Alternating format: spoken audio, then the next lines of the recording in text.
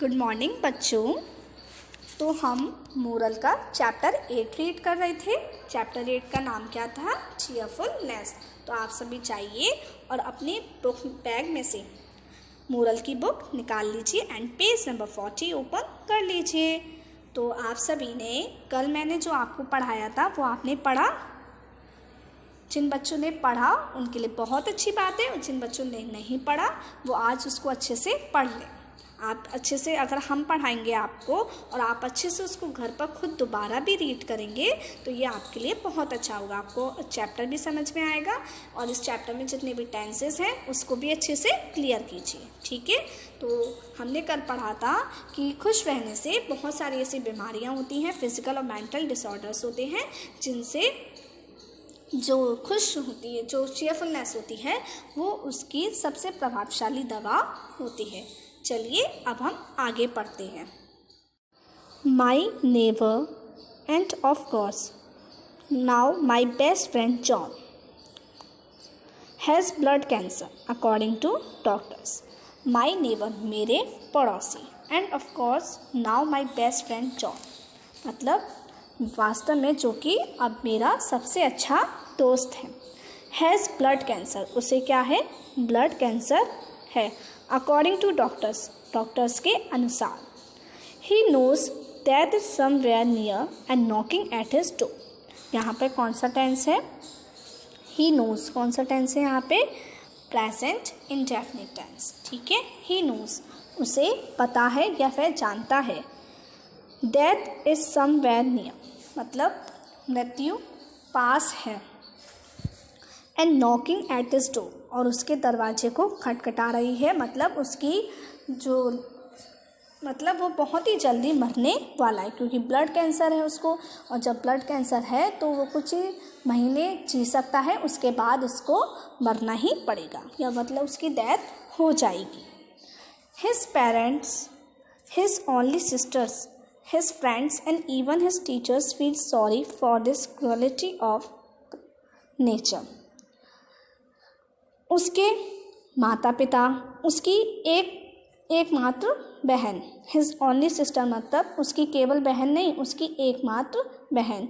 His friends, उसके दोस्त, and even his teachers, और उसके टीचर भी प्रकृति की इस क्रूरता के लिए दुख महसूस करते हैं। यहाँ पे कौन सा टेंस है? फील सॉरी है, मतलब प्रेजेंट इंडेफिनिट टेंस। इसका मतलब ये है कि कहते हैं ना, भगवान ने तुम्हारे साथ ऐसा किया, तो वो प्रकृति के इस क्रूरता को के लिए बहुत दुख महसूस करते हैं कि इतना अच्छा लड़का जॉन, और वो कुछ टाइम बाद उसकी डेथ हो जाएगी।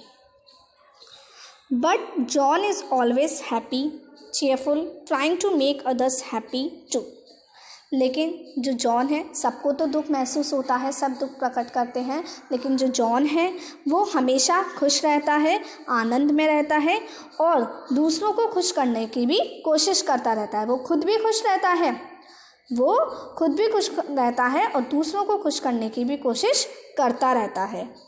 When asked about it, और जब उससे इस बारे में पूछा जाता है, जैसे कोई भी पूछता है तो जब उससे उसके बारे में पूछा जाता है, he replies firmly, तो वह दृढ़ता से जवाब देता है, I believe in quality, मैं क्वालिटी में विश्वास करता हूँ। क्वालिटी मतलब मैं गुणों में विश्वास करता हूँ, not in quantity, क्वांटिटी में विश्वास नहीं करता। चाहे हम थोड़ी सी चीज़ लेकर आएँ, लेकिन उसकी क्वालिटी कैसी हो? अच्छी हो। कैसी हो क्वालिटी? चाहे हमें थोड़ा सा जीवन जीना पड़े, चाहे हमें कुछ टाइम तक जीना पड़े, लेकिन हम उस कुछ टाइम के जीवन को इस तरीके से जिएं कि वो जीवन लगे हमें। ये नहीं लगे कि हम जीवन को काट रहे हैं या जस्ट पास आउट कर रहे हैं, नहीं, पास कर रहे हैं, ऐसा नहीं लगना चाहिए।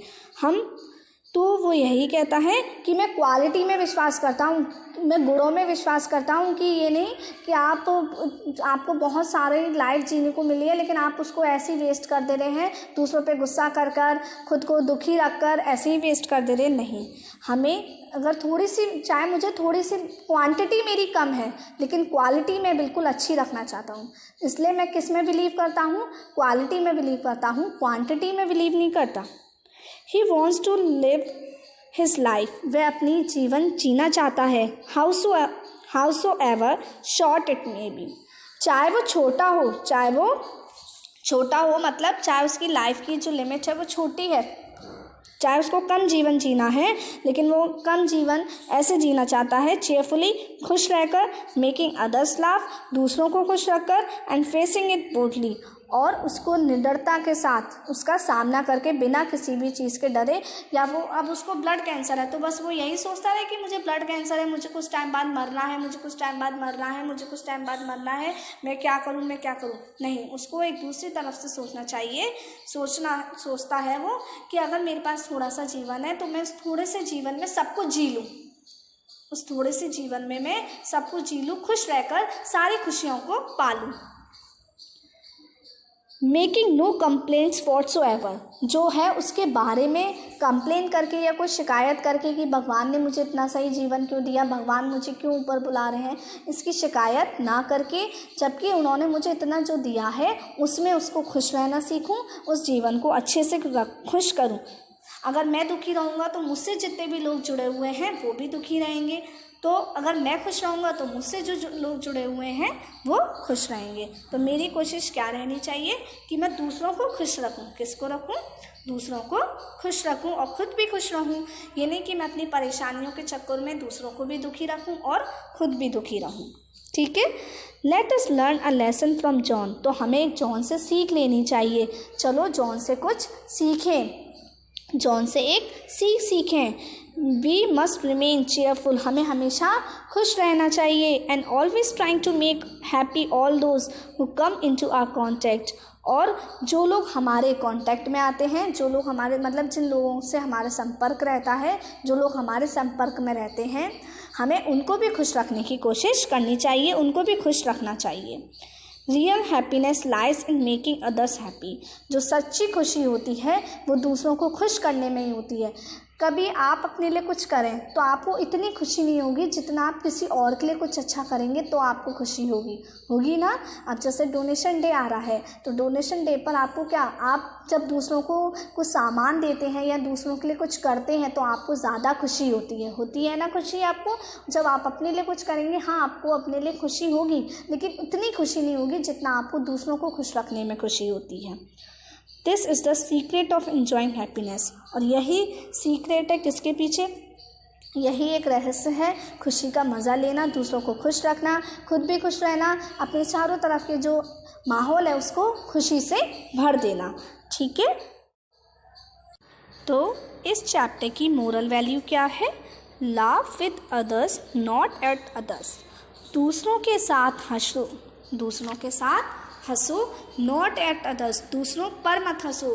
जैसे कोई अगर सामने किसी से कोई गलती हो गई तो हम उस पर हंसे नहीं, या मैम किसी को चिल्ला रही हैं तो हम उस पर हंसे नहीं, हमें उस पर हंसना नहीं चाहिए, ये गलत बात है।